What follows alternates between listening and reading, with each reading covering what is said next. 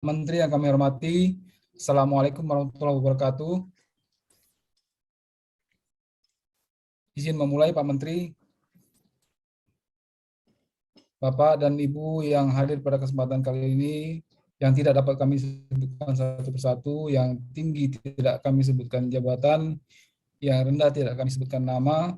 Pada kesempatan pagi ini kita mendapatkan kehormatan untuk ngobrol bareng dengan Pak Menteri pada acara dalam rangkaian Hari Agraria Nasional dan Tata Ruang tahun 2021. Adapun rangkaian acara Hantaru ini akan dimulai besok hari, yaitu dengan upacara pada tanggal 24 nanti, dimulai di Jakarta dan kemudian juga dilaksanakan di daerah masing-masing, dan kemudian puncaknya nanti pada tanggal 8 November tahun 2021 ini. Dan di sela-sela tersebut juga ada acara-acara syukuran berupa olahraga, hiburan, dan lain-lain yang merupakan satu kesatuan, termasuk acara webinar dan dialog yang merupakan inti dari kegiatan dari Hantaru 2021 ini. Nah, kemarin kita sudah melakukan pre-session dengan penyerahan sertifikat redistribusi, dan saya kira ini juga salah satu yang kita syukuri dalam rangka pencapaian kita melaksanakan Undang-Undang Pokok Agraria. Tidak berpanjang lama, kami mempersilakan Pak Sekjen untuk memandu acara pada hari yang berbahagia ini pada tanggal 23 September 2021 ini. Monggo Pak Sekjen, silakan. Terima kasih. Assalamualaikum warahmatullahi wabarakatuh. Salam.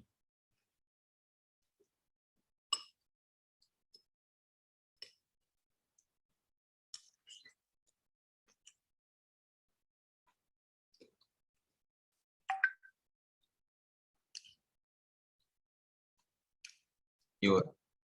Sorry, ke mute. Pertama-tama mohon izin karena hari ini hari yang baik, hari yang sangat bagus dan juga penuh berkah, dan bertepatan kami Pak, anak-anak Bapak selamat mengucapkan ulang tahun Bapak. Semoga Bapak sehat selalu, bahagia selalu, diberikan kemudahan, berkah, dan bahagia dalam keluarga. Semoga pada usia dan ulang tahun Bapak ini, Bapak tambah sehat dan tambah terus berkarya. Terima kasih Bapak selama ini, dan tentunya kami sangat bahagia, kami sangat senang selama ini Bapak membimbing kami sehingga Kementerian ATR BPN kini lebih baik. Baik, terima kasih. Yang kedua, Pak Menteri, ini adalah memang rangkaian acara Hantaru. Yang kemarin sudah ada dimulai penyerahan sertifikat oleh Bapak Presiden di Istana, yang mana itu bagian dari program kita. Dan hari ini mungkin Bapak perlu sambil berdiskusi, istilahnya ngopi bareng, ngobrol pintar bersama Pak Menteri. Nah, ini yang mungkin acara yang pernah juga kita lakukan. Nah, sekaligus mungkin di sini Pak, kita sambil ngopi pagi-pagi. Saya kebetulan mohon izin juga Pak, nanti jam 10, setengah 10 diminta semacam remark di forum internasional. Jadi untuk menyampaikan CSDILA anniversary yang ke-20 tahun dihadiri oleh World Bank dan seluruh perwakilan negara. Jadi saya pakai dasi Pak Menteri. Tapi mungkin Bapak Menteri bisa menyampaikan beberapa hal yang saat ini teman-teman di daerah tidak banyak mengikuti perkembangan kebijakan-kebijakan yang terjadi pasca Undang-Undang Cipta Kerja, lahirlah berbagai rezim baru, izin yang dari izin lokasi pindah ke izin konsep KKPR, dibentuknya bank tanah, layanan elektronik yang terus sekarang mulai. Tantangannya juga tidak mudah dari beberapa yang saat ini berjalan, banyaknya masih mafia tanah dan keterlibatan oknum-oknum BPN yang mungkin Pak Menteri sangat serius sekali menangani hal ini. Hal-hal inilah yang mungkin arahan dan wawasan pencerahan Bapak yang ingin kami dengar sehingga memberikan semangat kami pedoman kami dalam bekerja untuk membangun kementerian ini lebih baik. Saya tidak panjang lebar, Bapak Menteri. Kami sekali lagi mengucapkan selamat ulang tahun. Semoga Bapak sehat selalu, panjang umur, penuh berkah, dan bahagia selalu, Pak. Demikian, mohon arahan dan juga pencerahan Bapak pagi-pagi ini sambil minum kopi bersama. Terima kasih. Wassalamualaikum warahmatullahi wabarakatuh. Waalaikumsalam warahmatullahi wabarakatuh. Rasanya ngopi ini, minum kopi tidak bersama-sama, minum kopi masing-masing. Iya, Pak. Yang pertama, saya ingin mengucapkan terima kasih kepada semua pihak yang kemarin terlibat dan berpartisipasi sehingga penyerahan sertifikat tanah redistribusi berjalan dengan baik. Alhamdulillah. Presiden senang, masyarakat pasti senang juga. Walaupun angka kemarin dari segi statistik, kebiasaan kita kalau PTSL jumlahnya jutaan, tetapi ini adalah sebuah terobosan yang bagus sekali. Terima kasih ke Pak Wamen, terima kasih Pak Dirjen, Pak Kanwil, Kepala Kantor, dan seluruh insan BPN yang sudah terlibat sehingga suksesnya acara kemarin. Yang kedua tentang ulang tahun. Barusan Pak Luhut telepon saya, selamat Pak Sofyan, selamat ulang tahun. Saya bilang, Pak, saya bisa peringatkan ulang tahun setiap hari, ini tanggal, ini bulan. Karena tanggal yang benarnya nggak tahu. Pak Luhut mengatakan yang penting ambil sebuah tanggal untuk diingat. Maka saya ngambil tanggal 23 September, 3 September.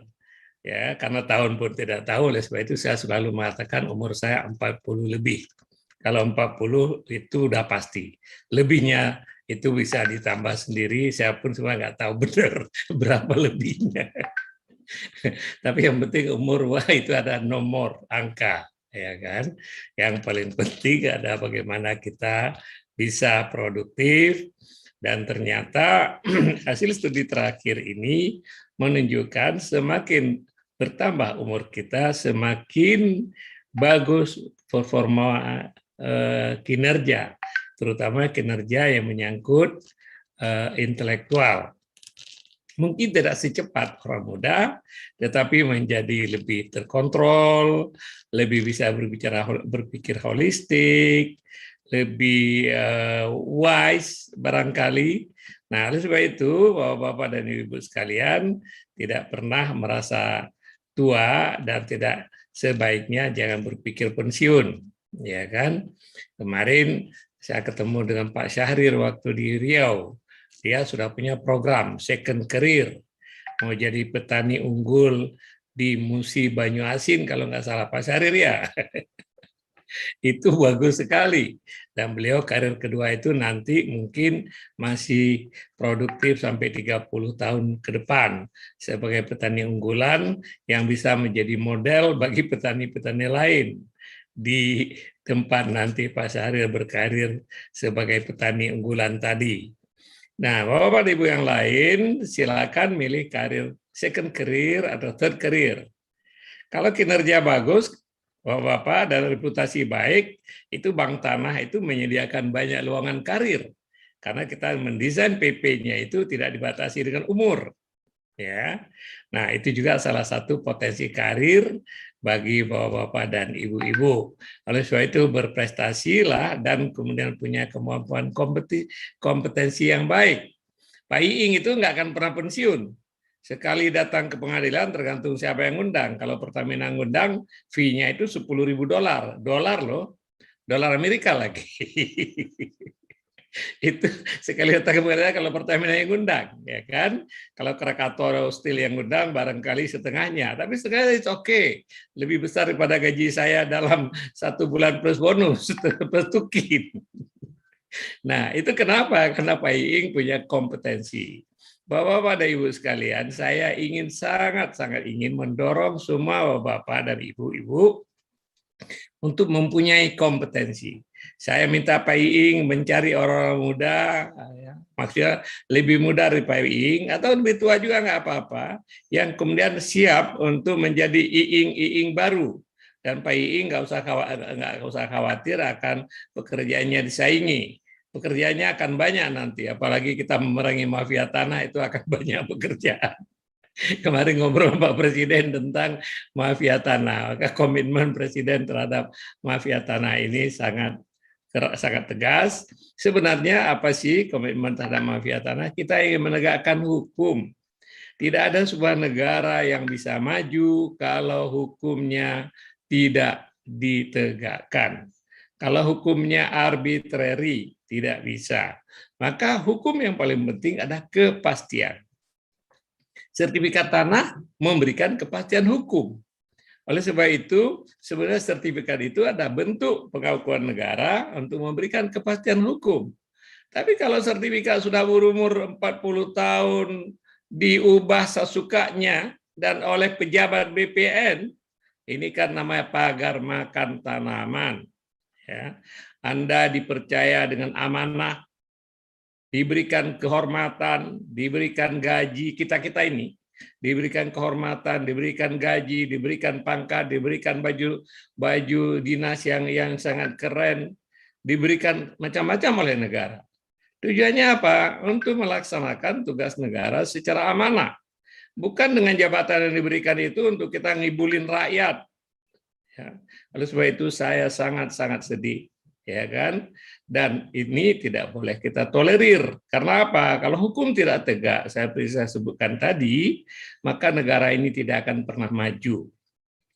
Bahkan, kalau kita lihat misalnya dalam doktrin masyarakat yang liberal, yang paling diperlukan apa? Negara itu tugasnya yang paling penting adalah jaga malam.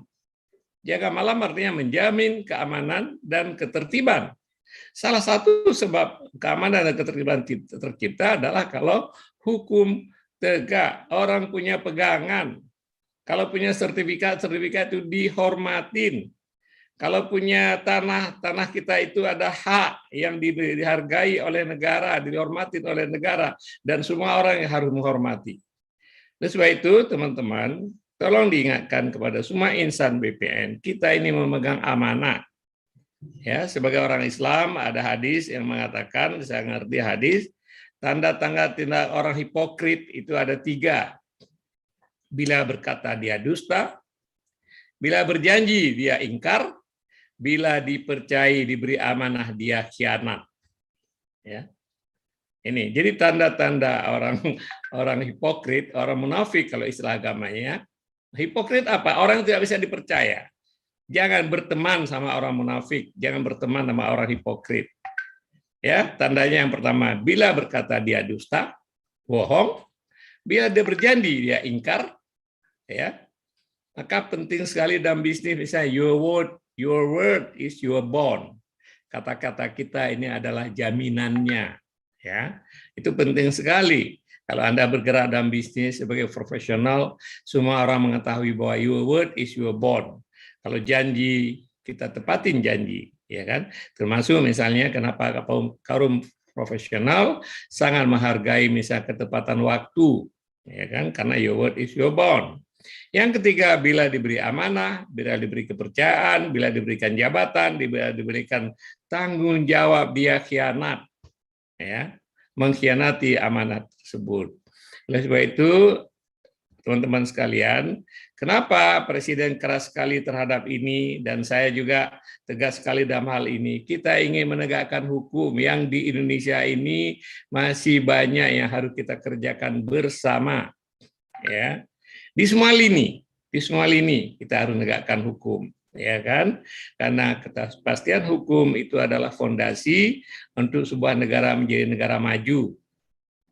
Kalau negara ini tidak maju, saudara sekalian, di masa yang akan datang, kita bisa jadi konflik. Kalau negara ini tidak bisa menciptakan pertumbuhan ekonomi yang cepat, menciptakan lapangan kerja yang cepat, negeri ini bisa melanda kerusuhan seperti yang terjadi di Arab Spring. Ya.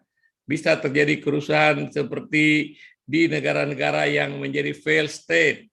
Di Ethiopia sekarang ini misalnya, ya kan, kemudian di Suriah hancur itu negara, di Irak kemarin ya karena intervensi pihak luar, ya, di Afghanistan.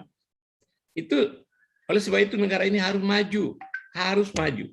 Kalau maju, anak-anak cucu kita nanti akan hidup sangat terhormat.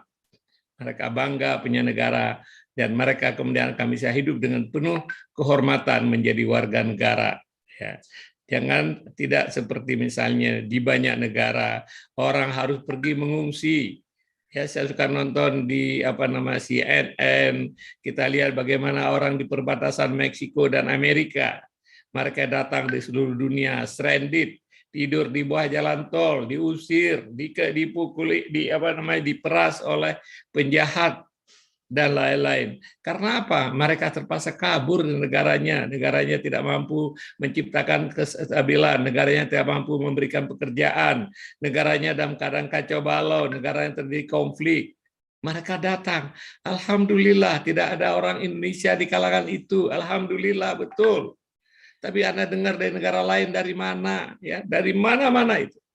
Ya, ada YouTube, Anda lihat trail ya, ada wartawan mengikuti lewat trail perjalanan mulai dari dari Panama atau apa itu, lewat hutan menuju ke Meksiko dan kemudian menuju ke Amerika. Bagaimana mereka pertaruhkan nyawa, ya ampun. Kenapa mereka terpaksa begitu? Karena tidak ada hope di negaranya. Oleh sebab itu, saudara sekalian, yang kita kerjakan memerangi mafia tanah, bukan saya benci kepada seseorang, bukan saya dendam kepada seseorang, tapi adalah untuk kita menegakkan hukum supaya negeri ini kita tinggalkan kepada anak cucu kita nanti dalam keadaan jauh lebih baik daripada yang kita alami. Kita bersyukur kepada pendahulu kita yang telah menjadikan Indonesia menjadi lebih baik hari ini. Ya. Waktu misalnya di kita misalnya masih mengalami waktu bawa masuk pegawai negeri, betapa sulitnya. Ya, waktu saya dulu baru masuk jadi pegawai negeri golongan 2A, gaji cuma 12.000 rupiah, tambah beras 10 kilo digotong-gotong tiap akhir bulan. Ya. Itu 10.000, 12.000 itu sebenarnya ya sendiri aja nggak cukup untuk makan. Bagaimana satu keluarga? Alhamdulillah, hari ini negara lebih baik, walaupun gaji belum terlalu tinggi, tetapi sudah bisa hidup decent life, hidup yang sederhana.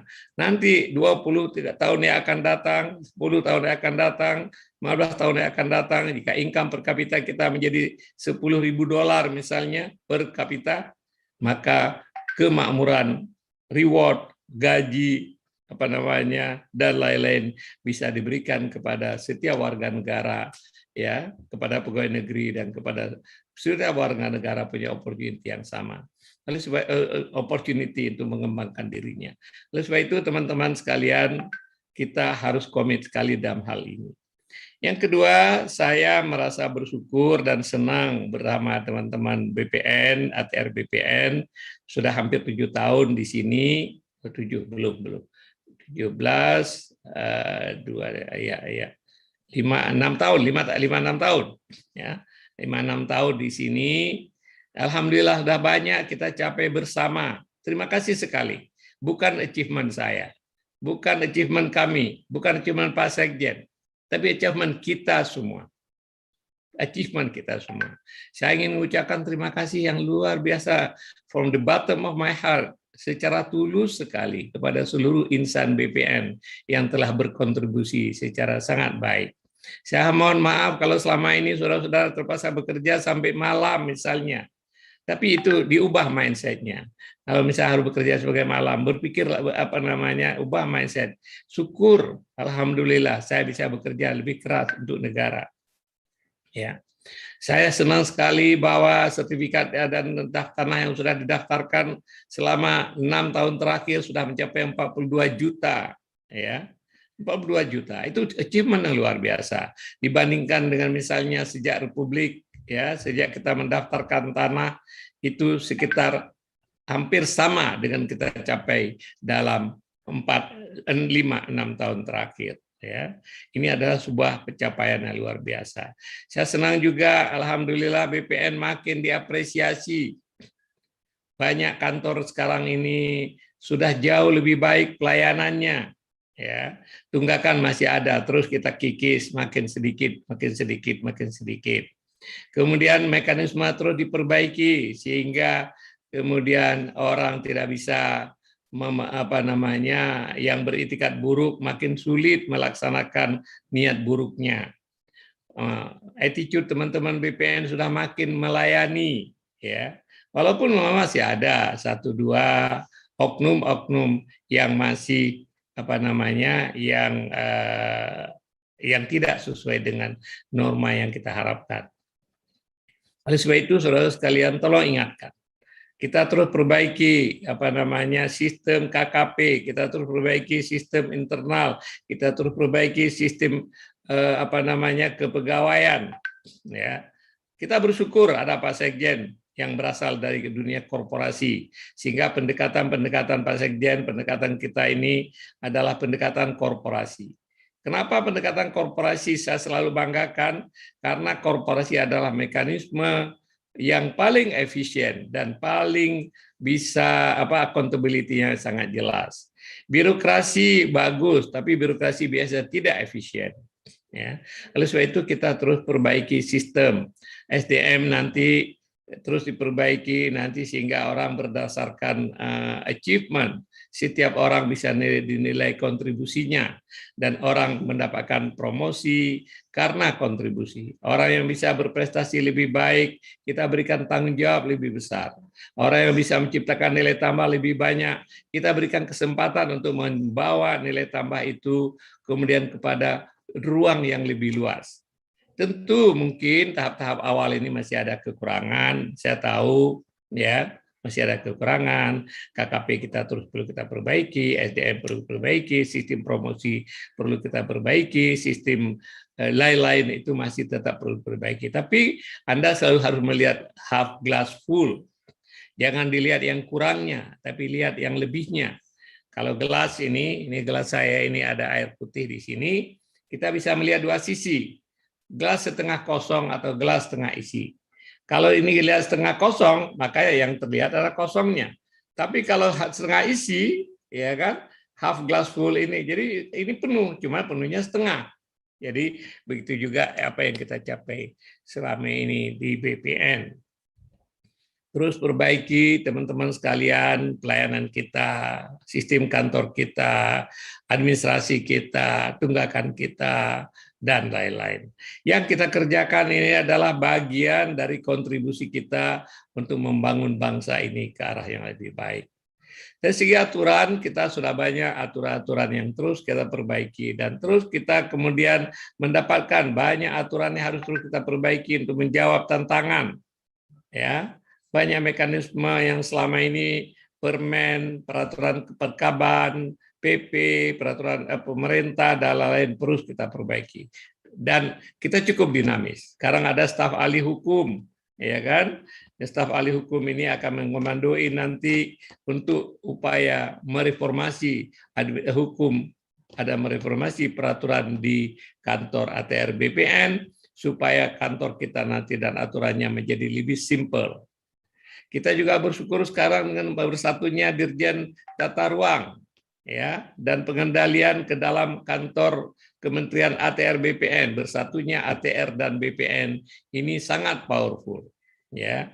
Bahkan orang bicara nanti harusnya tata ruang BPN dan BPN dan pertanahan, otoritas pertanahan, otoritas tata ruang itu harusnya satu, tapi ini perlu waktu, ya, perlu waktu. Insya Allah sehingga nanti tidak ada lagi tata ruang hutan, tata ruang laut, yang ada adalah cuma satu tata ruang. Ya, kalau ATR BPN dengan satu tata ruang ini semakin terkonsolidasi, nanti organisasi terus kita perbaikin. Sekarang tata ruang diserahkan ke daerah, mungkin nanti perlu dilihat kembali bagaimana caranya. Karena ada balance, check and balance antara wewenang pemerintah pusat dengan kewenangan daerah.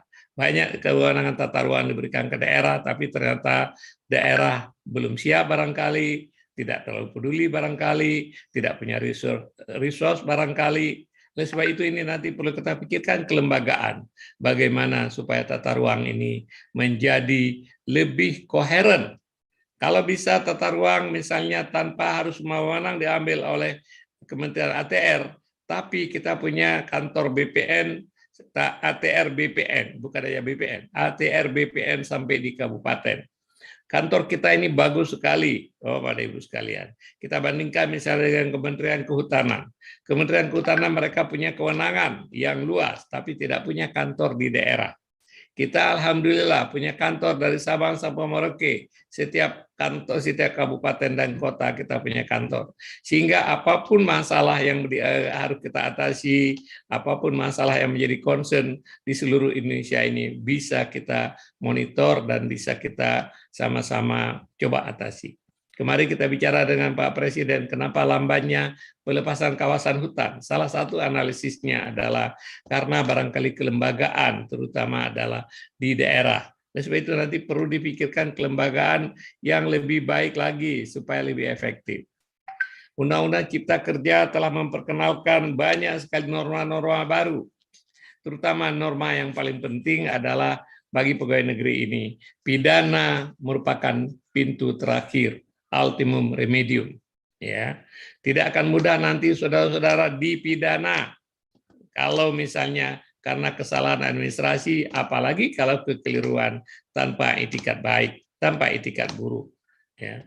Hari ini banyak kawan-kawan kita kemudian menjadi korban dari sistem yang belum cukup baik. Ya, maka terus kita akan perbaiki dan pemerintah sangat komit untuk memperbaiki itu. Kemudian Undang-Undang Cipta Kerja ini memberikan kewenangan yang besar sekali kepada ATR dalam persetujuan KKPR. Di satu pihak itulah kewenangan yang luar biasa, tapi di pihak yang lain merupakan tantangan yang luar biasa. Mampu nggak kita menjawab kewenangan yang diberikan ini, amanah yang luar biasa ini? Kita tanggung jawab dan kita deliver dengan penuh tanggung jawab. Karena nanti kalau misalnya bangunan yang terjadi atau apapun yang terjadi, kerusakan lingkungan dan lain-lain itu kemudian dianggap karena KPR yang keliru, nanti yang disalahkan adalah kita, Kementerian ATR BPN, karena kita yang memberikan fatwa KKPR. Oleh sebab itu teman-teman kembangkan terus mekanisme, walaupun saya yakin bahwa untuk perfect masih jauh, tapi makin hari makin baik bagaimana mekanisme kita menetapkan KKPR misalnya. Ya. Dari kemudian juga pengendalian. Saya ingin ya pengendalian ini karena apa namanya pelanggaran tata ruang yang banyak sekali ini kita harus lebih tegas lagi. Beberapa kasus kita menertibkan di Kerawang, menertibkan di Bekasi. Tolong dilakukan hal yang sama nanti yang terutama yang punya efek untuk memberikan dampak terutama dampak pembelajaran bagi orang bahwa Anda tidak bisa lagi business as usual, nggak boleh lagi melanggar, tidak boleh lagi melakukan sesuatu yang kita masyarakat sukain. Oleh sebab itu penataan pengendalian ini tolong lebih proaktif ya. Jangan, nggak mungkin kita punya uang anggaran semua, tetapi tolong diambil yang kemudian yang punya high impact baik terhadap lingkungan dan kemudian high impact terhadap pembelajaran kepada masyarakat. Kalau perlu dibongkar, kita bongkar misalnya, ya kan? Kalau perlu diambil tindakan polisi, kita ambil tindakan kepolisian dalam rangka mengajarkan masyarakat bahwa ini adalah hal yang harus mereka patuhi. Bank Tanah, saya makin sangat tidak cukup sabar ingin bank tanah sudah ada hari ini. Banyak sekali masalah kemudian orang mengatakan, wah kalau ada bank tanah bisa kita selesaikan, ya kan? Masalah tanah-tanah yang kemudian tak bertuan bisa kita atasi. Kemudian pemerintah daerah yang mau enklav mengambil HGU orang dengan mengubah tata ruang, itu tidak ada mekanisme transisi yang baik antara hak keperdataan dengan menjadi hak publik. Ya kan? Kalau ada bank tanah, ini cepat sekali kita masukkan ke bank tanah HGU yang habis, kemudian kita bicara pemerintah daerah, yuk perlu yang mana, nanti bagaimana pengaturannya, semua bisa dilakukan oleh bank tanah. Kemarin saya laporkan ke Pak Presiden, alhamdulillah Pak bank tanah sudah sudah on track ya. Dan tinggal kita menunggu masuknya APBN dan keluarnya Perpres tentang governance, ya. Nah, oleh sebab itu mudah-mudahan uang 1 triliun yang sudah disediakan itu bisa kita gunakan, Pak Sekjen, pada sebelum akhir tahun ini. Kalau misalnya akhir tahun ini nggak bisa kita pakai, maka uang itu akan menjadi hangus, dan kemudian mungkin tahun depan baru dapat lagi 1 triliun, nanti mundur lagi berarti. Oleh sebab itu, teman-teman tim Bank Tanah, tolong diselesaikan ini semua. Kalau sudah, nanti kita segera majukan, saya akan bicara sama Pak Seknek supaya segera dimajukan sehingga Bank Tanah bisa efektif sebelum akhir tahun, ya, paling sedikit dengan modal ini. Karena Bank Tanah ini akan banyak sekali masalah yang kita atasi dalam jangka pendek, apalagi dalam jangka panjang. Jadi ide Bank Tanah yang sudah lama sekali diperjuangkan, alhamdulillah terrealisir pada periode kita, insya Allah. Dan dampaknya ini akan kita tinggalkan legacy yang luar biasa kepada bangsa ini. Kepada adik-adik yang masih muda-muda, kalian nanti akan mendapatkan bahwa kelembagaan kementerian ini menjadi kementerian yang jauh lebih statusnya sangat meningkat. Ya. Nah, oleh sebab itu kita harus perbaiki juga terus internal. Jangan sampai BPN dianggap bagian dari masalah. Sampai hari ini opini dari luar, walaupun sudah mulai berubah, opini di luar bahwa BPN ini orang kaya, ya, BPN ini duitnya banyak, orang BPN maksudnya. Oleh sebab itu kalau ada laporan-laporan sedikit itu aparat penegak hukum suka sekali, karena ini adalah orang kaya. Kemarin kita bercanda, pergi ketemu dengan seorang Kapolda, Pak Kapolda itu bercanda, kenapa BPN itu suka diperiksa oleh polisi, kalau ada laporan sedikit aja. Pak Kapolda cerita, di kalangan kepolisian, dulu ada jok ini, ya, jok. Di kalangan kepolisian ada istilah itu orang BPN itu Cinanya pegawai negeri. Ngerti saudara arti Cinanya pegawai negeri? Ini BPN ini PNS yang paling kaya dianggap, ya kan? Nah, satu pihak boleh, ya kan, orang anggap kita orang kaya kan, walaupun kita miskin kan dianggap orang kaya bagus. Tetapi ditersikan arti yang negatif, ya kan? Jangan. Alhamdulillah hari ini kita punya 3 perwira tinggi kepolisian di tempat kita. Citra yang tadi di luar makin dikomunikasikan, ya, ke kalangan kepolisian, aparat penegak hukum, bahwa citra BPN yang banyak orang salah citrakan tadi, persepsikan tadi, ternyata tidak seperti itu. Ya. Nah, oleh sebab itu ini terus harus kita perkuat. Ya, saya bangga sekali satu kali seorang kawan yang lama nggak ketemu, datang dia ke sebuah pertemuan, dia ceritakan, Pak Sofyan, saya kemarin ke kantor BPN, ya, di Tangsel, dia bilang, saya mengubah HGB menjadi hak milik. Saya sudah siapkan uang, katanya, ya, dan saya siap mengubah ini akan perlu waktu mungkin 1 bulan, 2 bulan. Sampai saya ke sana, ternyata perubahan HGB itu berlangsung dalam 30 menit dan bayarannya cuma 50.000. Ya, saya kaget, waduh luar biasa BPN sudah berubah. Ya, ini ada sebuah kebanggaan ya bagi kita semua. Ini yang saya ceritakan kebetulan ini. Tapi di berbagai daerah, ya, Gubernur Jawa Tengah menceritakan, mungkin Pak Jonahar bisa cerita, Gubernur Jawa Tengah selalu mengulang-ulang. Dulu saya nggak pernah masuk ke kantor BPN karena kantor BPN itu seperti rumah hantu. Ya. Tapi alhamdulillah saya sekarang suka. Ya, hantaru kita beliau datang, artinya citra BPN makin hari makin baik. Terima kasih sekali kepada semua insan BPN yang telah berbuat yang baik untuk bangsa ini. Ya, saya tidak ada apa-apanya. Semua achievement itu adalah achievement Anda. Semua kredit kembali kepada Anda. Saya cuman yang datang sebentar, kemudian ingin saya adalah kehadiran saya ini meninggalkan impact yang baik. Ya, itu aja. Saya bisa pergi sebentar lagi, saya tidak tahu di sini itu kewenangan presiden saya bisa ada reshuffle, bisa apa namanya. Tetapi kantor ini di bawah dengan stewardship Anda sendiri, dengan kerja Anda sendiri, harus menjadi makin hari makin baik dan makin baik. Yang kedua, hal yang lain lagi, sebenarnya kalau kita melayani masyarakat dengan baik, saudara sekalian, ya, itu akan membuat dampak kepada kita sendiri. Saya sangat percaya dengan karma, ya. Karma itu banyak orang menafsirkan seolah-olah cuma keimanan orang Hindu, bukan. Karma itu dalam Islam namanya sunnatullah. Karma ada hukum universal, hukum alam.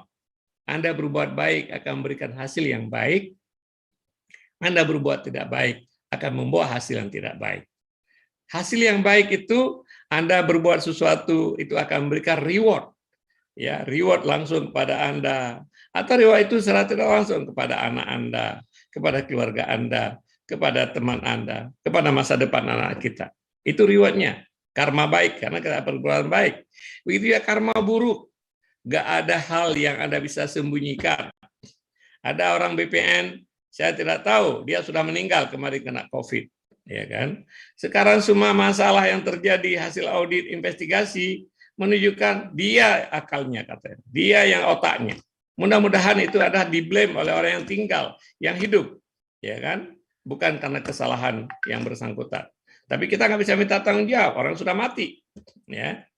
Nah, jadi saudara sekalian, hari ini tidak ada apapun yang kita tinggalkan itu yang tidak traceable, yang tidak bisa di-trace. Ya.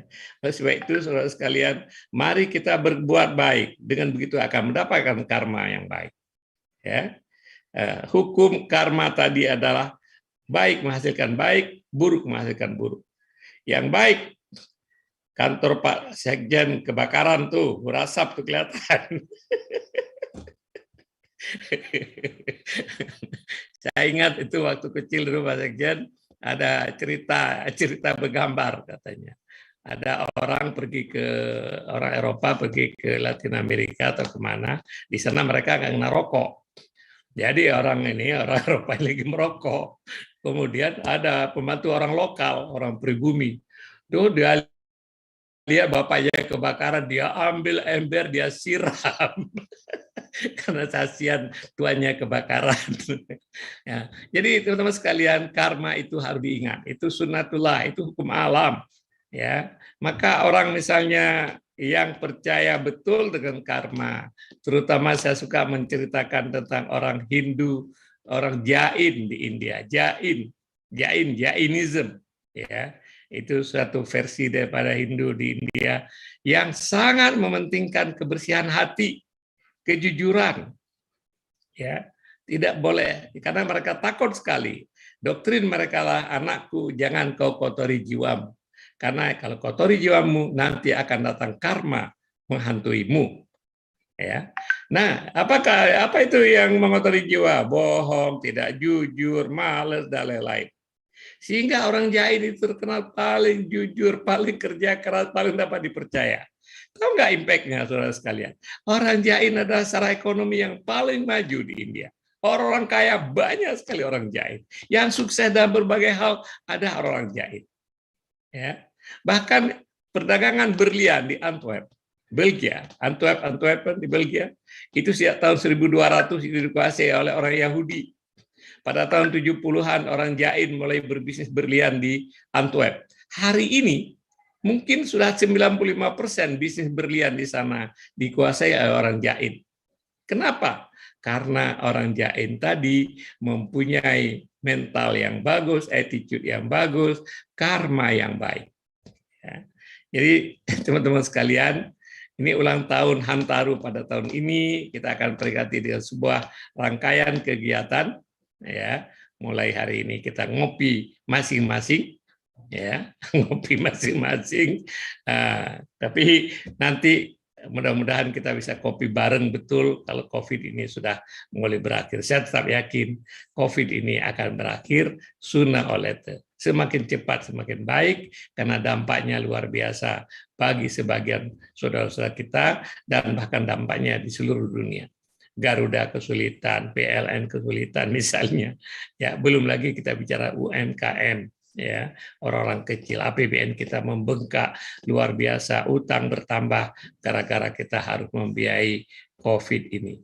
Mudah-mudahan kita berdoa, kita berusaha, kita mencegah supaya COVID ini cepat berakhir. Mudah-mudahan Hantaru kali ini akan membuat membuat kita bisa lebih bernafas lega, ya. Nah, jadi upaya peringatan Hantaru ini adalah waktu kita mengevaluasi apa yang sudah kita capai, apa yang perlu terus kita perbaiki, dan bagaimana kita melangkah ke depan. Saya pikir itu yang saya sampaikan teman-teman sekalian untuk pagi ini. Mungkin terlalu banyak ceramah ini, tapi ceramah dalam rangka mengajak semua teman-teman untuk kita makin hari makin baik, gitu ya. Kalau ada kekurangan silakan sampaikan. Kalau ada input silakan WA misalnya. Nomor saya Anda tahu semua, saya terima WA dari siapa saja, ya kan. Bahkan ada orang yang karena lama sekali nggak dapat perhatian karena jauh di ujung sana, dia WA saya, kita evaluasi. Jadi Anda terbuka, WA kepada saya boleh, ya kan, asal yang Anda sampaikan adalah kebenaran dalam rangka kita perbaiki organisasi kita ini. Ya, tentu tidak semua WA nanti hasilnya seperti yang diharapkan, ya kan. Nanti kita akan lakukan evaluasi, lakukan peninjauan kembali apa yang perlu diperbaiki. Prinsipnya adalah organisasi kita, BPN kita, ATR kita cinta ini semakin hari semakin baik. Terima kasih Pak Sekjen, terima kasih semua teman-teman sekalian. Mohon maaf kalau ada hal yang tidak berkenan. Baik, terima kasih Pak Menteri atas arahannya, dan pada kesempatan kali ini kita mendapatkan arahan yang komprehensif, lengkap, perjalanan yang sudah kita lalui, paling tidak selama 5 tahun, 6 tahun terakhir ini, yang banyak perubahan yang Pak Menteri introduksi kepada kita, dari mulai prestasi, kemudian cara kerja, kemudian attitude, dan termasuk juga hal-hal positif lainnya yang tidak lupa kami juga catat tadi Pak Menteri sampaikan. Mudah-mudahan ini menjadi bekal kami sebagai generasi yang akan melanjutkan kepemimpinan BPN atau BPN ini di masa depan. Sekali lagi Pak Menteri, selamat ulang tahun, dan kami ucapkan terima kasih atas arahannya. Lebih kurangnya kami mohon maaf. Assalamualaikum warahmatullahi wabarakatuh.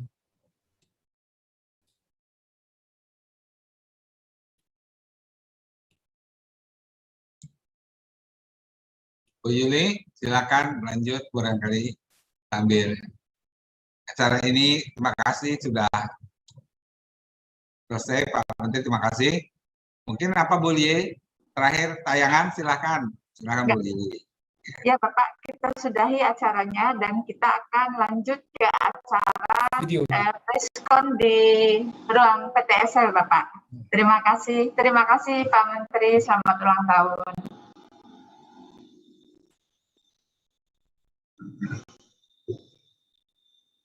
Izin, terima kasih, acara sudah selesai Bapak Ibu sekalian.